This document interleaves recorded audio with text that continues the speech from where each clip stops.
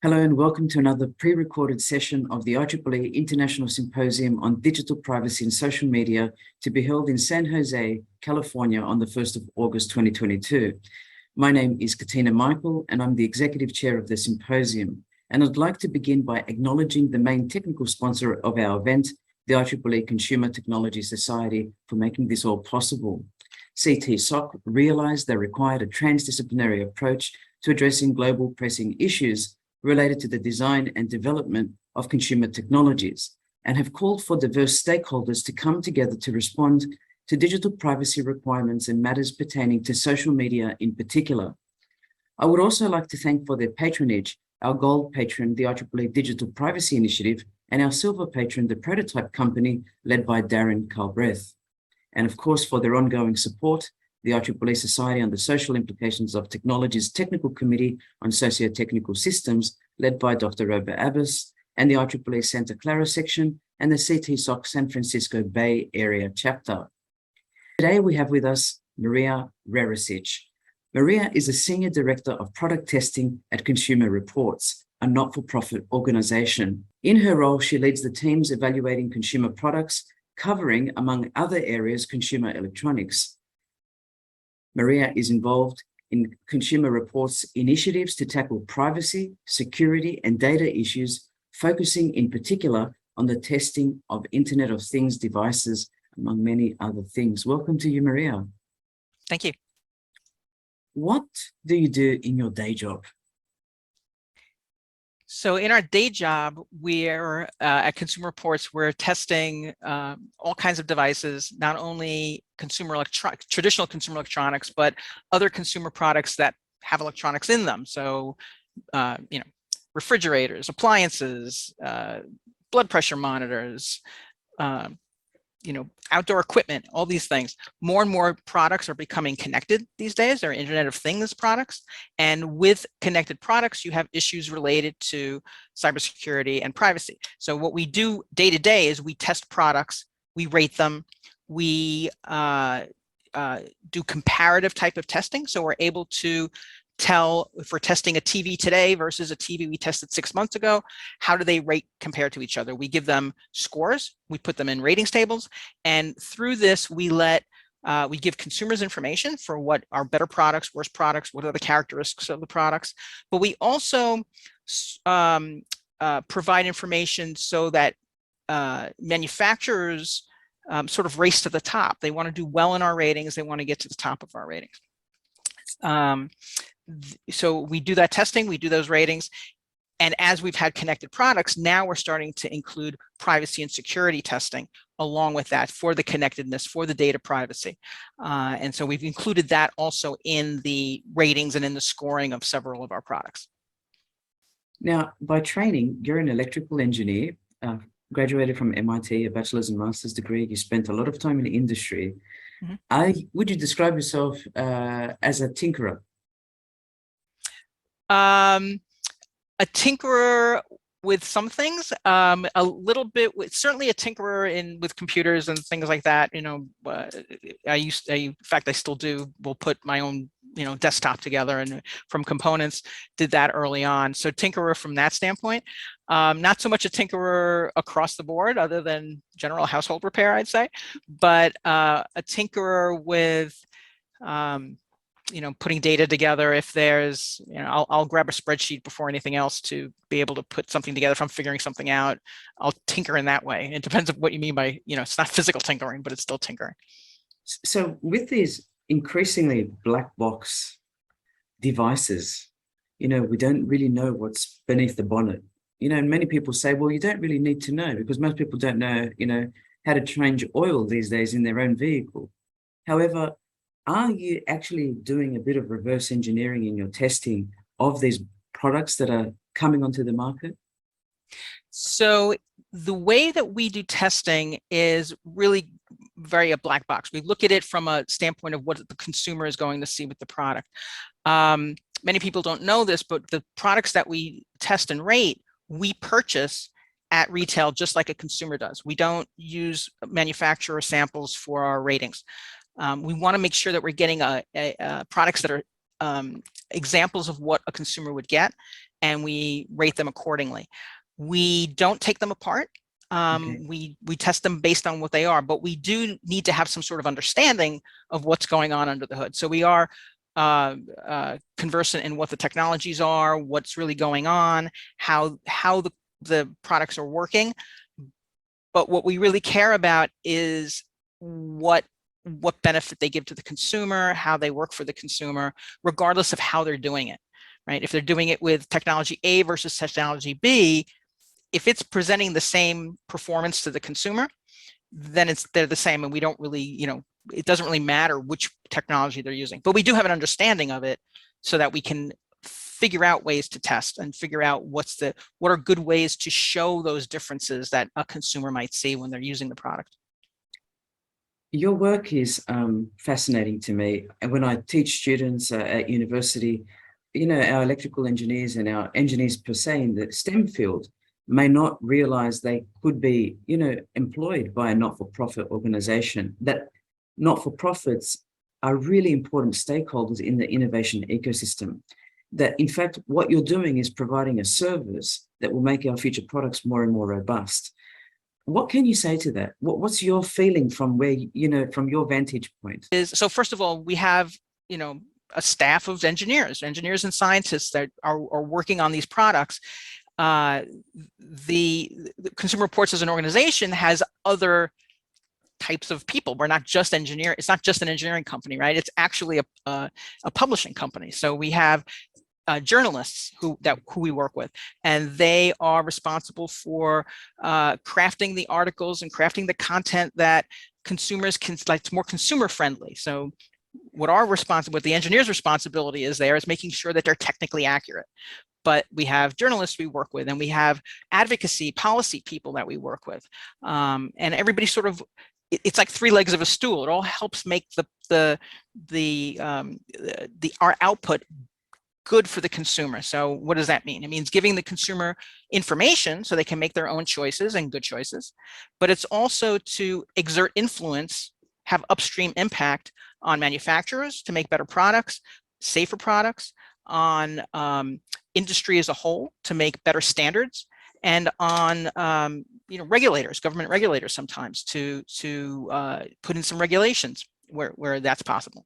So all of that works together. And I think what's interesting is that for an engineer, it's very interesting because, first of all, you're having a real effect on people's lives, on the products they're buying, and you're having that influence with the manufacturers that's difficult to get in any other way. And I think we do have that sort of influence that really does help make the marketplace better for the consumers. It's wonderful, because if you didn't exist and organizations like yours didn't exist, there would be a gap. Often we find manufacturer specifications and technical specs online available to consumers, just download, but then interpreting them is complex. So when you can translate from the engineering to the everyday person, and the person who has the ability to read the newspaper, for example, which I believe sometimes is written at a 9-year-old's level of interpretation and knowledge and language skills, it's fascinating, this translation that takes place between the engineers and the journalists. The other thing I'd like to know is, how are you received? Do manufacturers sense that you support their product development process? Sometimes are you viewed as a threat based on the outcomes, or it's more a friendly dialogue, which is about making things more robust for the consumer? Could you comment? Yes. Generally? Sure. So we reach out to manufacturers quite often when we see a problem with a product, and especially in the area of connected products and privacy and security. We have a lot of conversations with manufacturers about those products, and we are generally always very well received. Manufacturers know us. They we have a long history of an over 80-year-old history of testing products. So we're pretty well known from that standpoint. And manufacturers understand that when we bring them a finding, we've checked it fairly thoroughly. So we're usually correct that we have this finding. Often we'll tell them something they're not aware of. Like, we'll find a vulnerability that they didn't know they had. They're usually very grateful that we found it. Like, they're very receptive to it. they tend to respond quickly. We've had many cases where they've fixed vulnerabilities that we found fairly quickly because they realize it's a problem and they want to fix it. So we have very good relationships, I think, with manufacturers.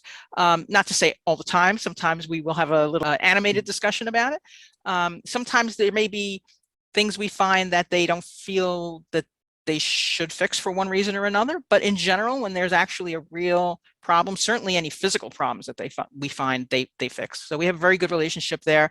And that's what I mean by we have that impact in a way that a standalone researcher or an academic researcher for digital privacy might not have that same influence, but we do have a decent amount of influence on the industry where we can get these things to be changed and fixed.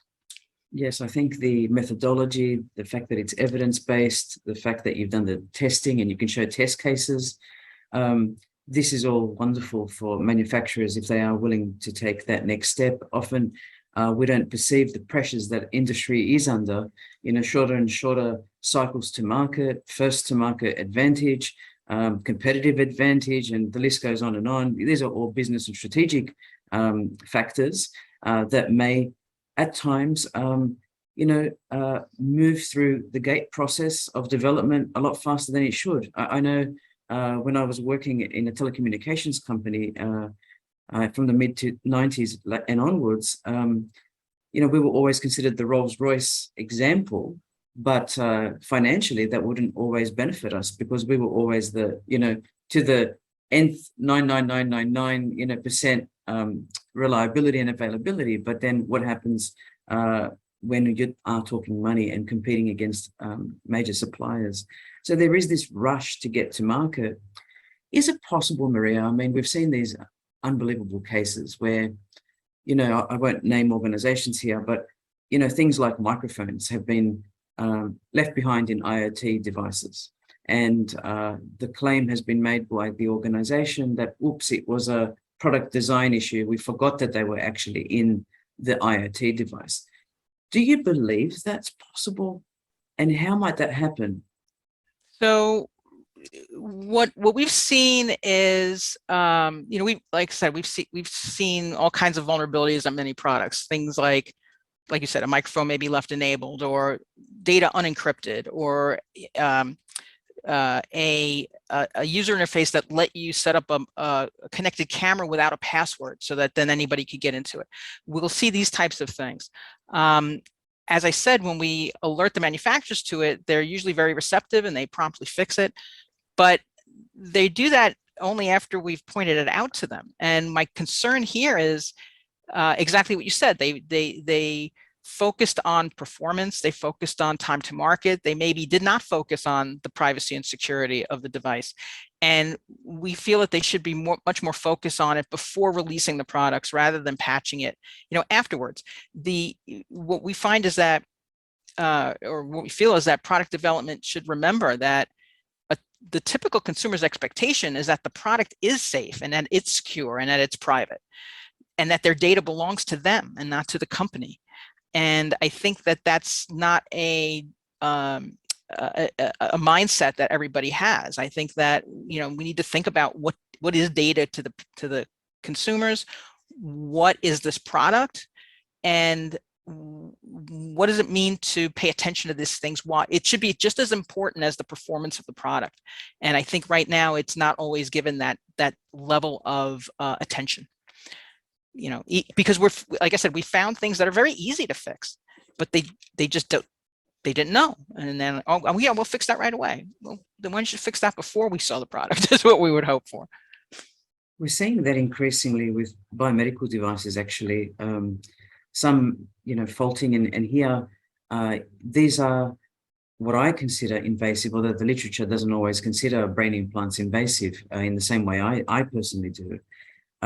But, some very easy fixes for manufacturers to fix so that devices are not tripped in the brain through deep brain stimulation and other things. Like there's clashes in, for example, inventory control systems and my deep brain stimulator, then, my stimulator is tripped and it's off. And these things could be easily fixed by the kinds of cables that are used between the clavicles right up to the brain. And what about these emerging technologies? Are they getting more complex to test? Are they pushing the engineers further in consumer reports? And what do you do about these emerging tech, which also may be biomedical in nature, may also be health related, may also be insurance? There's all this multiplicity of transdisciplinary skills that you require. What's happening with the emergence of new tech? Well, I think you've hit upon it. Things are becoming more complicated and more interwoven in a way, right? So you have you may have a television, which used to just be a television. You turned it on and you watched a program, but now there's a streaming media interface essentially to it. I mean, there's various ways to access it, and you also have things like automatic content recognition, where they would like to know what you're watching so they can serve you up more tailored advertisements, but that has a privacy policy that belongs to it, and you agree to certain things, and you have to agree to the operating system for the TV, and there may be 5 different privacy policies that apply to a product. Which one takes precedence? Which one actually means something? Which one just hasn't been updated in a while? What is actually going on at the manufacturer that may or may not have been written up that way in the privacy policy? So there's all this complication, not just for privacy results, but anything. There's many more interfaces to a product. There's many more. There's much more interaction potentially between systems, and that makes it difficult for testing. So from a QA kind of perspective, it's one thing to test if the product works properly, but have you tested all of the corner conditions where some weird situation, some weird condition happened, and now it doesn't work quite the way you expected it to do? That is, I think, where a lot of testing work, validation work, QA work should be brought into play, and it's difficult because you have to think of what can go wrong, not just what's going right. That's fascinating. Dr. Robert Abbas in Australia at the University of Wollongong and I research location-based services. And of course, same predicament there with these apps, complex value chains, complex stakeholder involvement, meshed interconnections. Where does the data reside? What's being collected in terms of location coordinates, and who has the data? Where is it sitting? And does your work actually extend to that? Like, who are the data holders? So this is a very interesting part of one of the things that we do evaluate is we're evaluating what the manufacturers are doing with the data. Again, we're looking at it as a black box. We cannot see what they're actually doing with the data, but we look at, is the data stored locally or is it stored up in the cloud? If it's stored up in the cloud, what does the manufacturer or the service provider, this can apply to apps as well, what do they say they do? What data do they collect? Are they over collecting data? Are they collecting more than you would need to use the service? So for example, if you're using a navigation service, you expect them to know your location, but not if you're, playing a game. You don't need the location necessarily for a game. So why should they collect that information? Why should they have access to your contacts? Why should in your phone? Everything like that. They're collecting it because they can. But we try to evaluate, well, if you're collecting more than you need for this service, that is not as good. And we will downgrade a rating for that, as opposed to if they're only taking what you need for the service. Are they transparent about why they're collecting the data? What are they doing with it? How are they storing it? Who are they sharing it with? Who are they selling it to?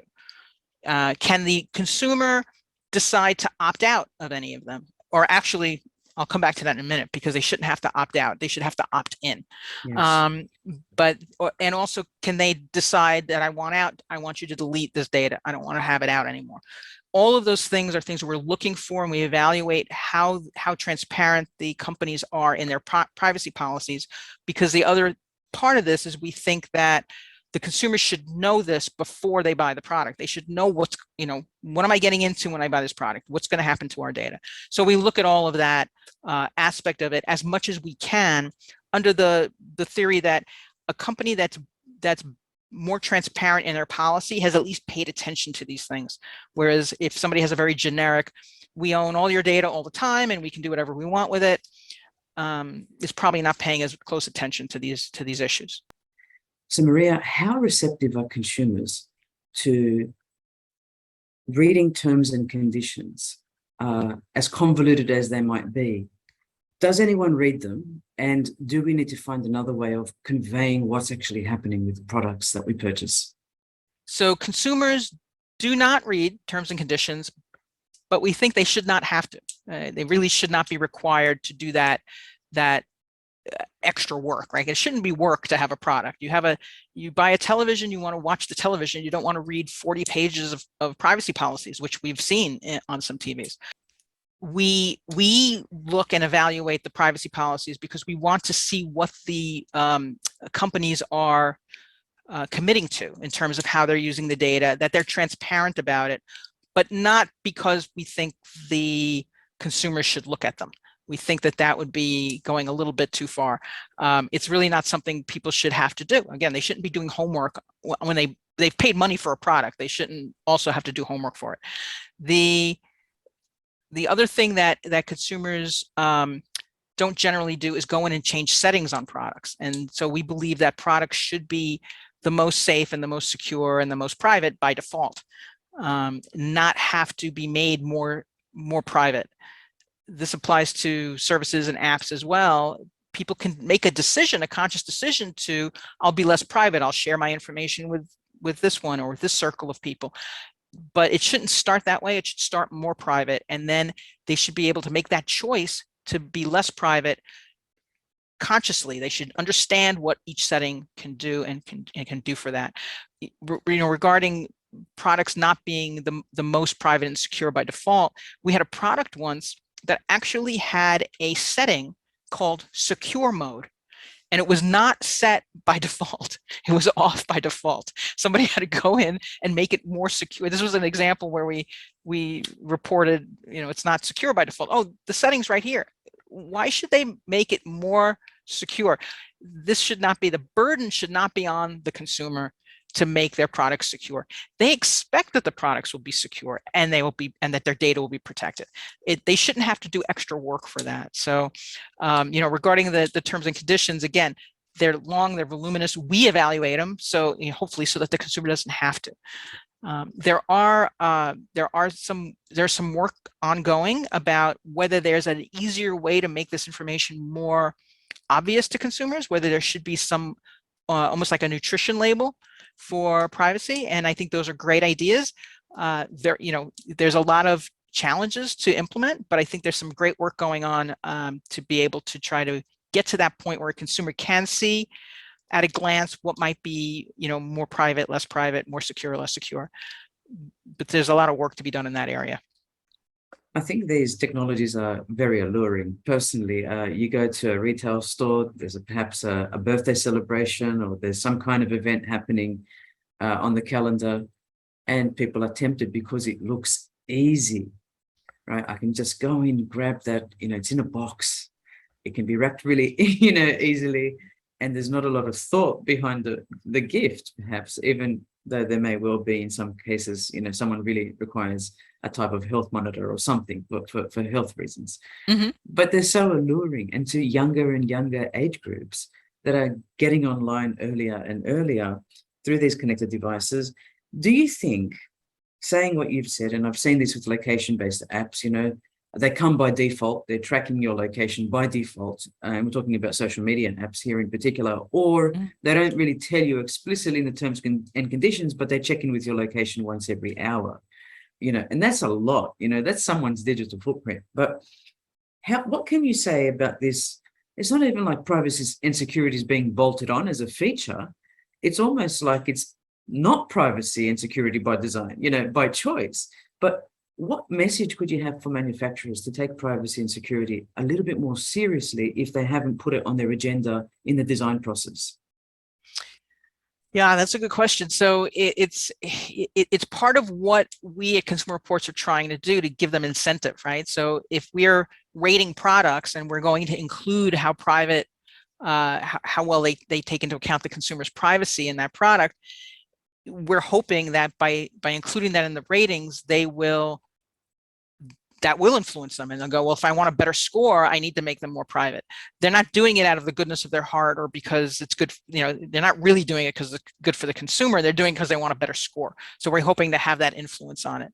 But also, the power of the marketplace. One of the ideas of having an IoT privacy label or security label is that if consumers can see which are more private and less private, which they could do with our ratings, but they could also, if there's a label of some type, that if that influences consumers to choose, if there's two products that perform equally well, but one's more private, will they pick the more private one? I think people will if they really understand it, if they really understand what they're giving up. Part of the issue around all of this digital privacy is that sometimes people feel like it's hopeless. They'll feel like it's overwhelming. Well, the companies are going to take my data anyway.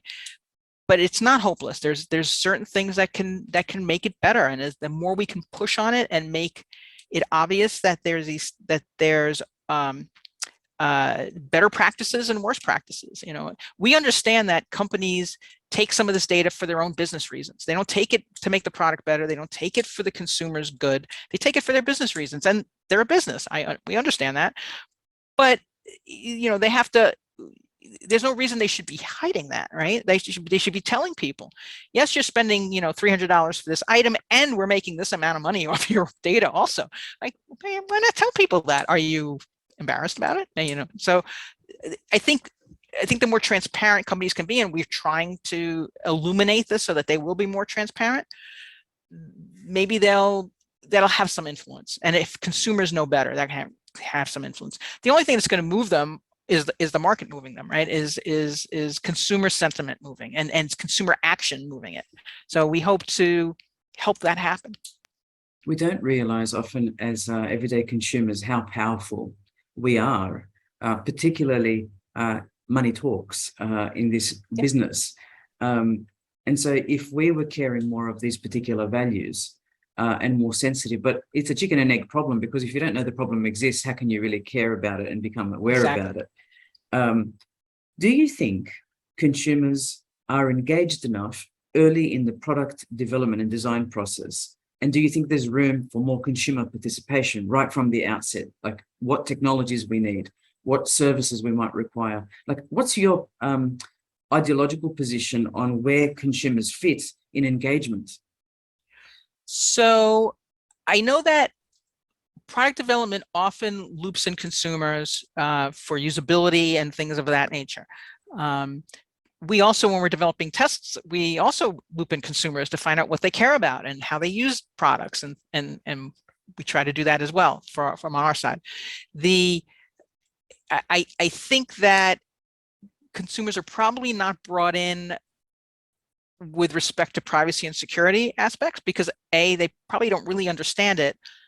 However, there has been thought in some developments that we've seen regarding the privacy to how consumers use products, but not in a good way always. So you'll see a screen and it'll say, something like, if you share this data with us, we can give you a more customized experience. But really, it's ads is what that is, right? And it might be a nice, really big green button that says allow. It doesn't say yes and no in equal buttons. It says allow or yes. And then up on the top right in a really small type, it'll say skip. Like, oh, you can skip the screen and not accept it. But you don't see that right now. For someone to have designed this screen to look like that, they paid attention to what consumers do and how they look and how they perceive.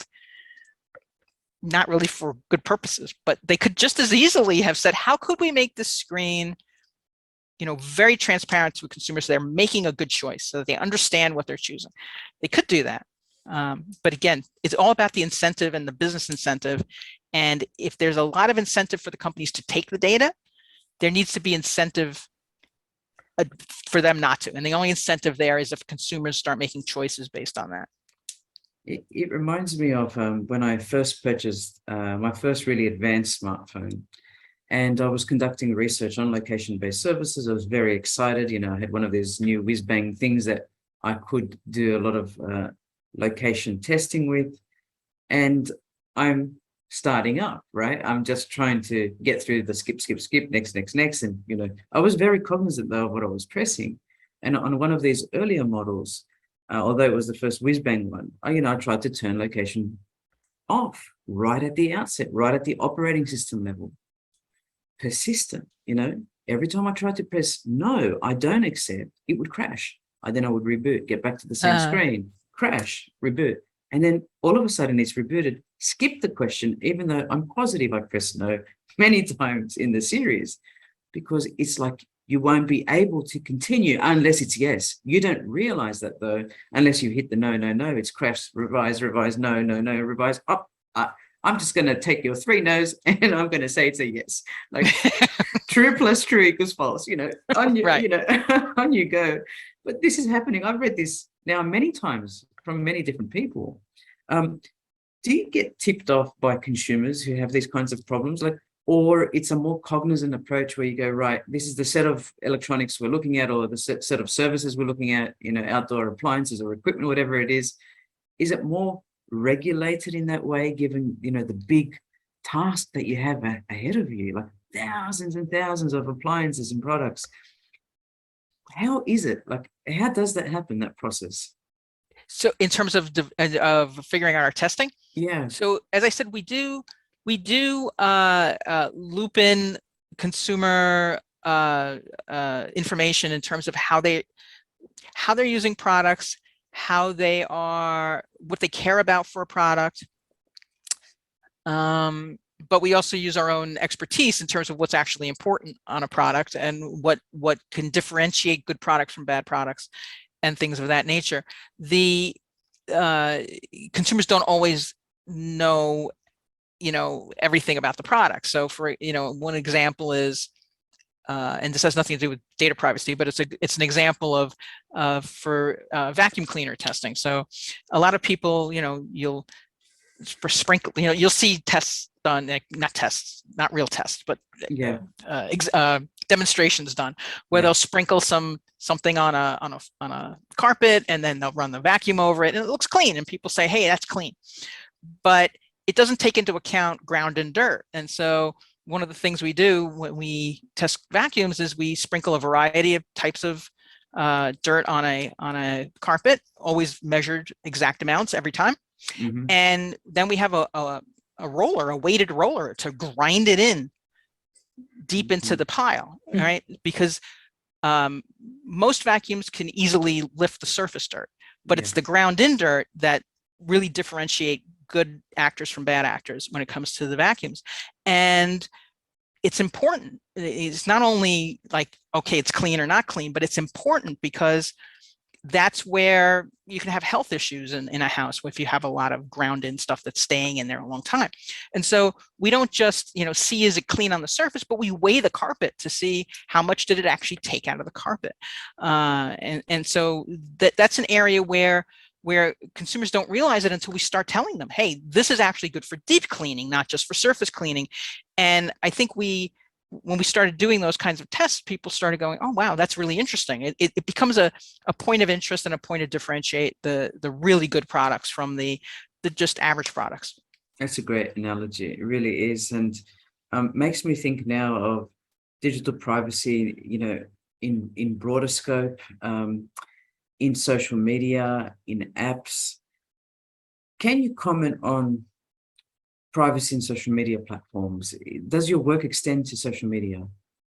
So we, not necessarily social media, like I said, the work that we're doing is more focused on IoT devices, but the same principles of digital privacy and security should hold across any connected devices, services, social media. It really is the same, all the same thing, that they should be, private and secure by default. They should design in that privacy, pay attention to the privacy up front, and that they should be looking at the consumer's point of view, their expectation of a product is it's going to be safe and secure. That's the same if it's social media. Now, granted, social media by its nature, you're giving up data. You're giving, you're less private. But does everybody understand how private they are, not how not private they are?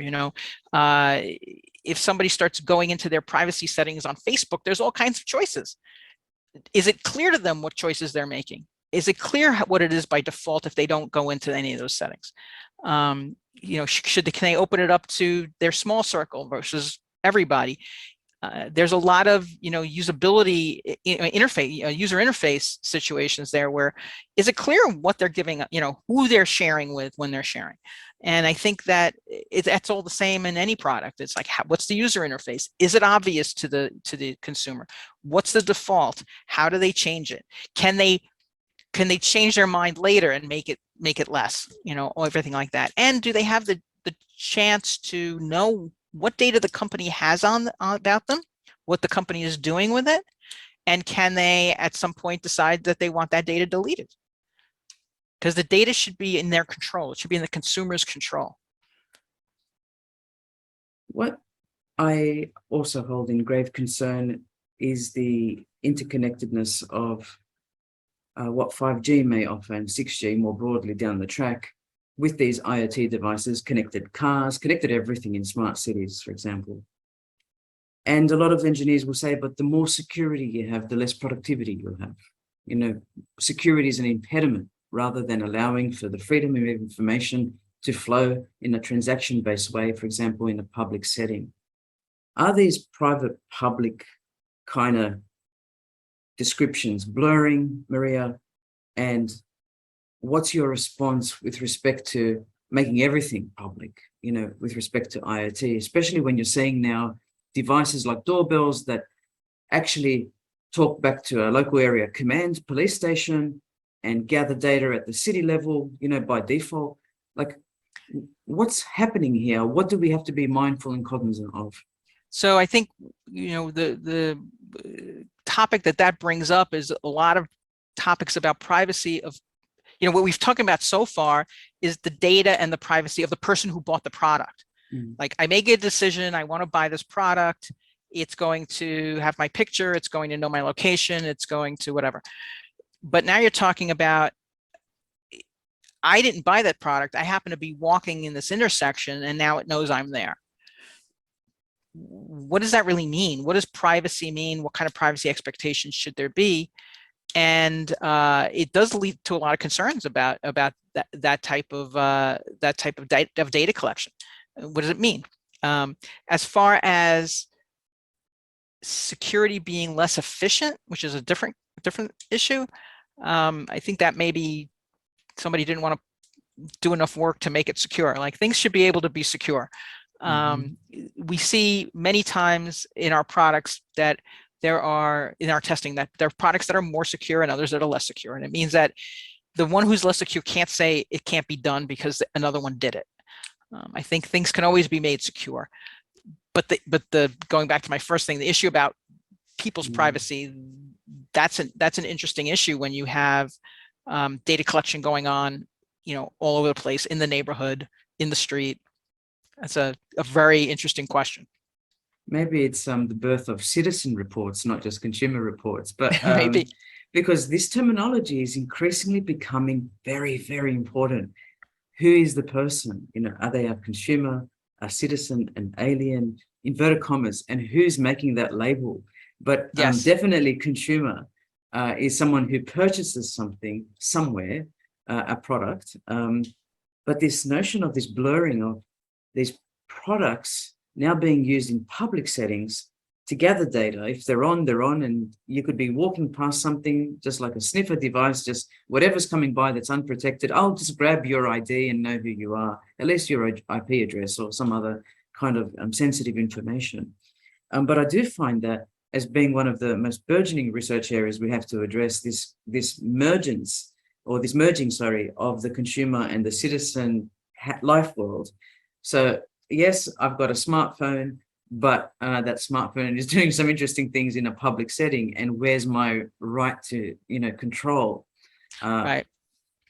Yeah, I think what's really interesting there too is that when those are developed and when policies are created, that a variety of stakeholders be involved in that, right? Because it's very easy to think about it just from your own point of view and what you think is a hazard, or what you think is not good, or what you think is creepy, but somebody else might have a whole different view of it. And so I think it's important when those discussions happen that there be a variety of people in the room for that, in the virtual room, for that type of for those type of decisions to be made about what does private mean, what is private, what is public, and who gets that data, and what happens to that data. We're coming to the last two questions of our interview, although I could be talking to you all day. This is almost like an interview that you always hope to do, but the time is never present. But what have you found as some of the smartphone vulnerabilities? With looking at issues to do with biometrics now, the collection of that kind of data, but everyone sort of has a smartphone. What are some of the issues and risks and things that you want consumers to really be cognizant about when purchasing a smartphone? I think the biggest thing with a smartphone is go into your settings, look at your screens, and set what you need to set. So a perfect example is what you brought up earlier, is location. Make sure you look at, you have a lot of apps you put on your phone. Check what the location settings are on that. Is it something that needs the location? Again, most of your apps probably don't need location. Turn it off. It's not going to hurt. You can always turn it back on again if you wanted it, right? Whether it's connected when you're on cellular, whether it's connected all the time. And there's many settings there that you should just take a look at. It's worth some time just to go through them. Just check if the various apps have the kinds of settings you want. I think that's the most important thing for people to keep in mind, along with do your product updates. So when apps have updates available, or the phone has an operating system update available, do it, because there's often security patches in there, and you want to take advantage of that. You don't want to let it go a long time without those kinds of updates. You definitely want to keep those updates going. So that's something that consumers, really do need to pay attention to. Maria, what has to change for a better future in this field of consumer electronics, if you were to bring it down to a couple of things? So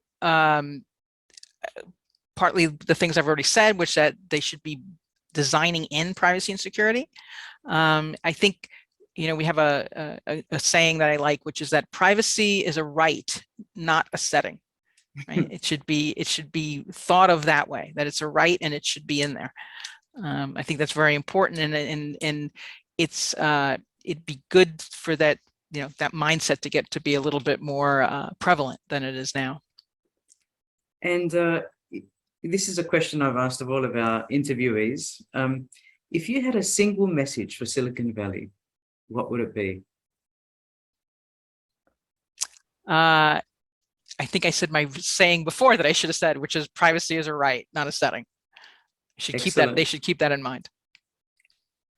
I've really enjoyed this interview. I think everyone can tell, as somebody who's also a volunteer at the Australian Privacy Foundation in Australia since 2008, I find all of these third sector organizations critical to innovation ecosystems and important players, where I think engagement, as you've demonstrated, Maria, is giving a win-win for consumers. If you like what you've been listening to as an audience, please consider registering for the International Symposium on Digital Privacy and Social Media. You can register at this location. We'd love to have you in person or online. We've just introduced a virtual option, and people are actually registering online. If you'd like to hear more about the societies mentioned at the outset that have made this symposium possible, please visit a number of these websites: the Consumer Technology Society, the Digital Privacy Initiative at IEEE, the Society on the Social Implications of Technology, which is in its 50th Jubilee year, and the IEEE Future Directions Committee. I'd like to thank deeply with gratitude Maria Rerecich for her time in explaining some of the fundamental things that consumer reports are engaged in, and her work, her ongoing work in this field. It's not always easy to conduct these tests, not always easy to approach manufacturers, but this is a critical element of an organization that is helping consumers stay safe and secure. I'd like to thank you again, Maria. Well, thank you. It's been wonderful to be here. Thank you so much.